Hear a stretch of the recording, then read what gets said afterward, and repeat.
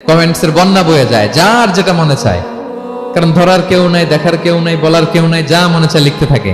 হ্যাঁ, বিশাল একজন বড় মাপের লোক, তার ওখানে যে লিখতেছে যা মনে চায়, গালি গালাজ, ওনাকে অ্যাডভাইস দেওয়া, নাসিহাত দেওয়া ইচ্ছে মতো।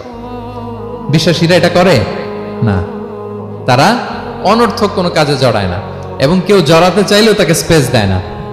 একদল আছে দেখবেন যে আপনি আজে বাজে কাজে জড়ান না, এটা আবার অনেকের ভালো লাগে না, তো তারা এসে আপনাকে জড়াতে যাবে, তর্ক করবে, আপনার সাথে ডিবেট করবে, পায়ে পাড়া দিয়ে ঝগড়া করবে, এরকম আছে না নাই?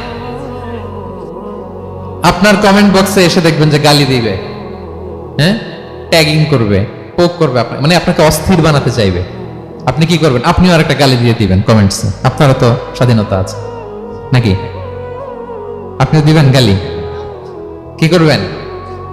সালাম দিবেন। কি দিবেন?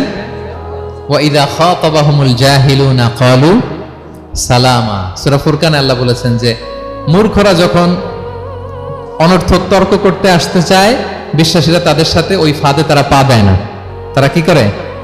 সালাম দিয়ে কেটে পড়ে। তাহলে পায়ে পাড়া দিয়ে যদি কেউ এখন থেকে ঝগড়া করতে চায় আমাদের সাথে, আমরা কি করব?